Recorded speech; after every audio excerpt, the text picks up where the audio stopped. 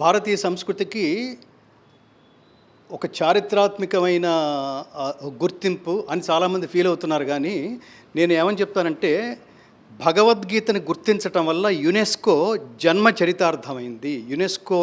UNESCO ఆ సంస్థ ధన్యత పొందింది అని భావిస్తాను. ఎందుకంటే యునెస్కో పుట్టక ముందే భగవద్గీత ఉంది. వాళ్ళు గుర్తిస్తే ఏముంది, గుర్తించకపోతే ఏముంది. ఆ మాత్రం అవగాహన లేని వాళ్ళు కూడా యునెస్కో గుర్తించిందా అని అనుకోవడానికి, ఐబ్రోస్ ఎగరేయడానికి ఇవాళ ఒక ఘటన మాత్రమే. ఎందుకంటే భగవద్గీత సార్వజనీయమైన గ్రంథం, మతాలు ఆవిర్భవించని కాలంలో పుట్టిన జ్ఞాన గ్రంథం, జ్ఞానోపదేశం. కాబట్టి భగవద్గీత ఈ సంవత్సరానికి శ్రీకృష్ణ పరమాత్మ అర్జునుడికి భగవద్గీతోపదేశం చేసి 5125 సంవత్సరాలైంది. అంటే మతాలు ఆవిర్భవించని కాలంలో అర్జునుని నిమిత్తంగా చేసుకుని ప్రపంచ మానవాళికి చేసిన జ్ఞానబోధ, కర్తవ్యబోధ, ఉన్నత వ్యక్తిత్వ వికాస బోధ భగవద్గీత. కాబట్టి సర్వధర్మాల సారాంశం భగవద్గీత. సర్వమతాలు కూడా అనుసరించవలసిన ఐడియాలజీ ఉన్న గ్రంథం భగవద్గీత. ఆ లోతులకు వెళితే తెలుస్తుంది. కర్మణ్యేవాధికారస్తే మా ఫలేషు కదాచన మా కర్మఫలహేతుర్భూ మా తే సంగోస్త్వకర్మణి.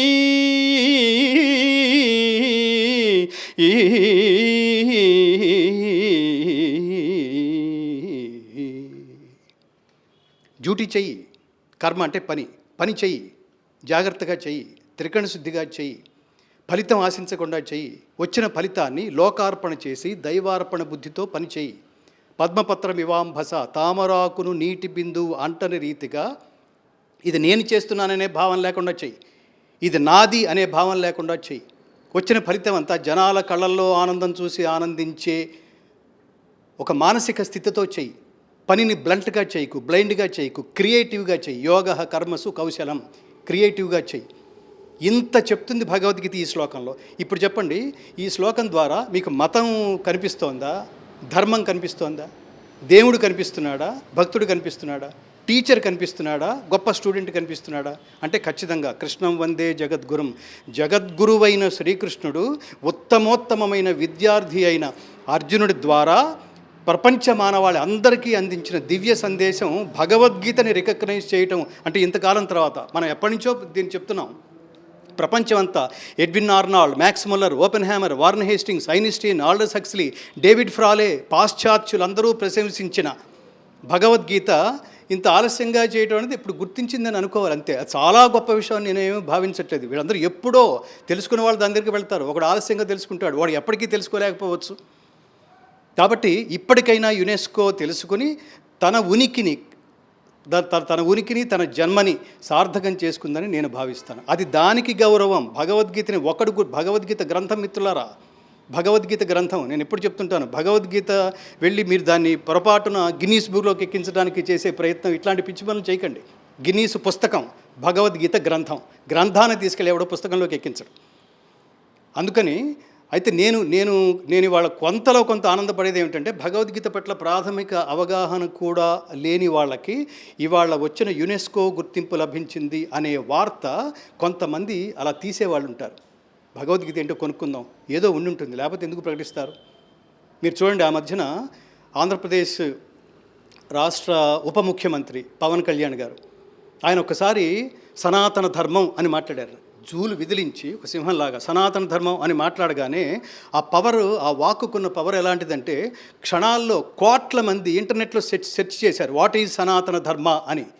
సో అంత పవర్ఫుల్ పర్సన్ అని అర్థం.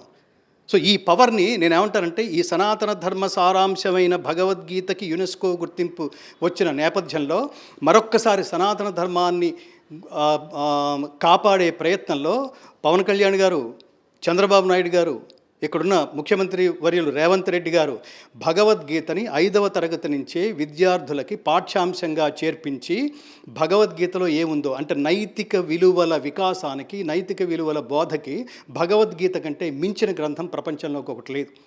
యద్యదాచరితి శ్రేష్టస్తత్తదేవేతరో జనః సయత్ ప్రమాణం కురితే లోకః తదనువర్తతే. ఉత్తముడు దేన్ని ఆచరిస్తే లోకమంతా దాన్ని ఆచరిస్తారు. కాబట్టి నువ్వు ఫస్ట్ ఉత్తముడిగా ఎదుగు, లోకమంతా నీ ఫాలోవర్స్ అయ్యేట్టుగా ఎదుగు అని ప్రపంచంలో ప్రతి ఒక్క మనిషిని ఉద్దేశించి చేసిన బోధది. సో దేశకాల జాత్యాదులకు అతీతమైంది, మతాలకు అతీతమైంది. కాబట్టి హిందువులు చాలామంది హిందువులది మతం అని మాట్లాడుతున్నారు. పాపం అవగాహన లేని వాళ్ళు. దీని పేరు సనాతన ధర్మం, ఇది మతం కాదు. మతాలకి కొన్ని జబ్బులు ఉన్నాయి. మా మతం చాలా గొప్పది, మీరు చాలా వెధవులు, కాబట్టి మా మతంలో కలిసిపోండి, దీన్నే కన్వర్షన్ అంటారు. మా మతంలోకి వచ్చేసేయండి, అప్పుడు మేము హ్యాపీగా లవ్ జిహాదులు చేసుకుంటాం. ఇలా మాట్లాడుతూనే మన సమాజంలో చాలా కనపడుతున్నాయి. మన ధర్మాన్ని కాపాడుకుంటే అన్యమతాల దాడి, అన్యమతాల ప్రభావం మన మీద ఉండదు మిత్రులారా. దీన్ని కాపాడుకోవడానికి ఒక్కటే ధర్మాచరణ, దానికి స్ఫూర్తి భగవద్గీత అధ్యయనము. కాబట్టి పవన్ కళ్యాణ్ గారిని, ఈ ముఖ్యమంత్రులిద్దరిని, చంద్రబాబు నాయుడు గారిని, రేవంత్ రెడ్డి గారిని మేము ప్రార్థిస్తోంది ఏంటంటే 5వ తరగతి నుంచే భగవద్గీతని పాఠ్యాంశంగా చేర్చండి, తద్వారా సనాతన ధర్మాన్ని కాపాడండి. అలాగే గోవధ నిషేధ చట్టాన్ని కఠినంగా అమలుపరచండి. అలాగే సనాతన ధర్మాన్ని కాపాడడంలో భాగంగా మత మార్పిడి నిరోధక చట్టాన్ని కఠినంగా, ఆ చట్టాన్ని తీసుకొచ్చి దాన్ని కఠినంగా అమలుపరచండి. జిల్లాలు కుగ్రామాలు కన్వర్ట్ అయిపోతున్నాయి, అలా కాపాడండి. గోవధ నిషేధ చట్టాన్ని కఠినంగా అమలుపరచండి. ఇది కాక ధర్మ ప్రచార సంస్థలనే, మాలాంటి సంస్థలు, ఇది ఏదో స్వార్థంతో మాట్లాడుతుంది కాదు, వాళ్ళు పాపం వెతుక్కుంటున్నారు వాళ్ళ సంస్థలను పోషించడం ఎట్లాగో. కేవలం ధర్మ ప్రచారానికే కట్టుబడి ఉన్న సంస్థలు చాలా ఉన్నాయి, వాటిని రక్షించండి, వాటికి చేయూతనివ్వండి. తద్వారా ఇంటింటా గీతాజ్యోతులు. మా నినాదం ఒకటే, గీత నేర్చుకోండి, రాత మార్చుకోండి, ఇంటింటా గీతాజ్యోతుల్ని వెలిగించండి, సనాతన ధర్మ జ్యోతులై, భారతీయ సనాతన ధర్మ జ్యోతులై ప్రకాశించండి. జై శ్రీకృష్ణ. చాలామంది అడిగే ప్రశ్న, గీత ఏదో 5000 సంవత్సరాల క్రితంది కదా, అది ఇప్పుడు ఈ రోజులకి ఎలా ఉపయోగపడుతుందంటే, గుర్తుపెట్టుకోవాల్సింది, గీత సార్వజనీనమైన గ్రంథం, సర్వకాలాలకి వర్తింపచేసే గ్రంథం. సర్వకాలాలకి, ఇది అండర్లైన్. లేకపోతే ఎప్పుడో ఎక్స్పైర్ అయిపోయి ఉండేది. 5125 సంవత్సరాల తర్వాత ఒక గ్రంథం జనబాహుళ్యంలో జీవించి ఉంది అంటే, స్ఫూర్తి కలిగిస్తోంది అంటే, Edwin Arnold, Max Muller, open hammer, Warren Hastings, Einstein, Aldous Huxley, David ఫ్రాలే, వీళ్ళందరూ మనవాళ్ళు కాదు, పాశ్చాత్యులు. వాళ్ళని ఇన్స్పైర్ చేసిన గ్రంథం. మీరు గుర్తుపెట్టుకోవాల్సిన, అణుబాంబు టెస్ట్ సమయంలో ఓపెన్ హ్యామర్, అణుబాంబు పరీక్షకు వెళ్ళిన 5 శాస్త్రవేత్తల బృందానికి అధ్యక్షుడైన ఓపెన్ హ్యామర్ అణుబాంబు విస్ఫోటనం చూసిన ఆ దృశ్యం చూసి అతను వెంటనే ఒక శ్లోకం తలుచుకున్నాడు. దివిసూర్య సహస్రస్య భవేద్ యుగపదుద్ధిత యది భా సదృశీ సా స్యాత్ భాసస్తస్య మహాత్మనః.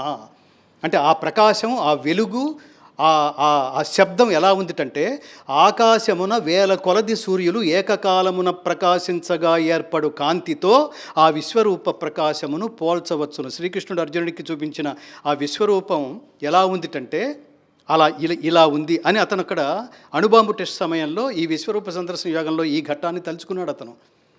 కాబట్టి ప్రపంచంలో ప్రతి మానవుని చైతన్యం చేసిన గ్రంథం అది. దానికి ఒక కాలం అంటూ లేదు.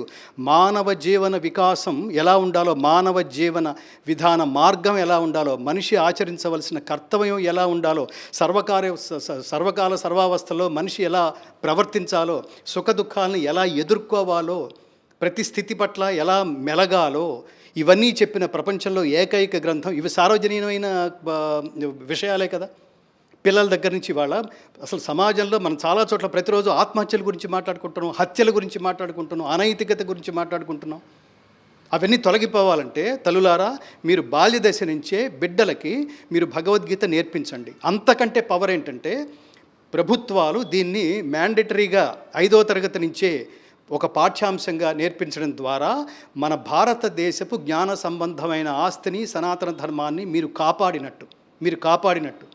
భగవద్గీత ఇక్కడ కాపాడబడకపోతే ఏ దేశంలో కాపాడుతుంది? ఇక్కడ పుట్టిన భగవద్గీతని ఇక్కడ చదవకపోతే ఏ దేశంలో చదువుతారు? మిగతా ప్రపంచం అంతా భగవద్గీత మీద అధ్యయనం చేస్తున్నప్పుడు మనం ఏమిటి, ఇంకా సెక్యులర్ పేరుతో, మానసిక దుర్బలత్వం, సెక్యులర్ పేరుతో మనం భగవద్గీత చెప్తే వాడు ఫీల్ అవుతాడు, వీడు ఫీల్ అవుతాడు. అర్జునుడు ఫీల్ అవుతుంటే, కర్తవ్యం ఆచరించడం ఎలాగో తెలియక ఫీల్ అవుతున్న అర్జునుడికి కృష్ణుడు పోసిన తలంటి భగవద్గీత. అతను ఎప్పుడైతే జ్ఞానబోధ చేశాడో శ్రీకృష్ణ పరమాత్మ, ఆ ఫీలింగ్ పోయింది. ఇప్పుడు కర్తవ్యనిష్ట ఏర్పడింది. అతను కర్తవ్యాన్ని ఆచరించాడు. క్షత్రియుడు కర్తవ్యమైన యుద్ధం చేశాడు, ఆ యుద్ధంలో విజయుడయ్యాడు. దట్ మీన్స్ బాటమ్ లైన్ ఏంటంటే, భగవద్గీత వింటే మనకు సర్వత్రా విజయమే.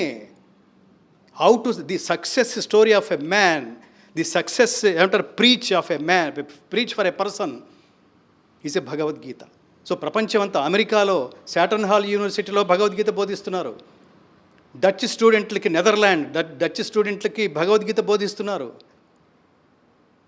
ఈ దేశంలో గుజరాత్ ప్రభుత్వం భగవద్గీతని పాఠ్యాంశంగా చేర్చింది. మనకు చేర్చడానికి ఏమైంది? మనం ఇంకెంత అదృష్టవంతులం అంటే భగవద్గీతని భారతదేశంలో అంతే స్పష్టంగా అంతే స్వచ్ఛంగా ఉచ్చరించగలిగేవాడు ఒక్క తెలుగువాడు మాత్రమే. మిగతా భాషలకి క్లారిటీ లేదు, ఇంత వాంగ్మయం లేదు. దంత్యాలు, తాళవ్యాలు, మూర్ధన్యాలు, అనునాసికాలు, మహాప్రాణాలు, ఇంత ఉన్న సౌందర్యవంతమైన భాష మనదే. కట్వంల లవణాత్యుష్ణ తీక్ష్ణ రూక్ష విదాహిన ఆహార రాజసస్యేష్టా దుఃఖశోక ఆమయప్రదా. ఎంత స్పష్టంగా ఉచ్చరించగలిగాం. ఇది ఇతర భాషల్లో ఇంత లేదు. కాకి గాకి ఒకటే అక్షరం తమిళంలో, పా బా ఒకటే అక్షరం లిపిలో. కాబట్టి ఇవన్నీ తెలుసుకుని ఏది తెలుసుకున్న తర్వాత ఇంకొకటి తెలుసుకోవడానికి మిగిలి ఉండదో అది స్పిరిచువల్ సైన్స్. ఆ essence of all spiritual sciences is only Bhagavad Gita. చెప్పినవాడు మానవుడు కాదు, భగవద్గీత భగవంతుడే చెప్పాడు. అందుకనే భగవద్గీతలో ఈ 574 శ్రీకృష్ణ పరమాత్మ చెప్పిన 574 శ్లోకాల్లో ఎక్కడ కృష్ణ ఉవాచ అని వ్యక్తి నామంతో ఉపదేశం ఉండదు మిత్రులారా. పరమాత్ముడి పేరుతోనే ఉంటుంది. భగవాన్ ఉవాచ, సాక్షాత్తు పరమాత్ముడే. కాబట్టి ఇతర మతాల్లో బోధించినవన్నీ వ్యక్తుల చేత బోధించబడినవి. అందుకని నేను ఒక మాట అంటా, మనిషి మాట్లాడితే అది మాట, అదే మాట దేవుడు మాట్లాడితే దాని పేరు ఉపదేశం, దాని పేరు మంత్రము. సో భగవద్గీత అంతా మంత్రయుక్తమైన ఉపదేశము. కాబట్టి మంత్రాలకు ఉన్న సహజమైన శక్తి వల్ల అది మీరు వింటేనే ఒక అద్భుతమైన భావన, దాన్ని ఆలోచిస్తే ఇంకా మధురమైన భావన, దాన్ని అర్థం చేసుకుంటే ఇంకా అత్యున్నతమైన భావన, దాన్ని ఆచరిస్తే దట్ ఈస్ అల్టిమేట్ భావన. ఆచరిస్తే. అందుకని భగవద్గీతని కేవలం పాఠ్యగ్రంథంగానో భగవద్గీతని కేవలం పఠన గ్రంథంగానో చూడకుండా భగవద్గీతని ఆచరణ గ్రంథంగా, కర్తవ్యోపదేశ గ్రంథంగా దాన్ని చూడగలిగితే ప్రతి మనిషి నరుడు నారాయణుడు అవుతాడు, మనిషి మనీష్ అవుతాడు.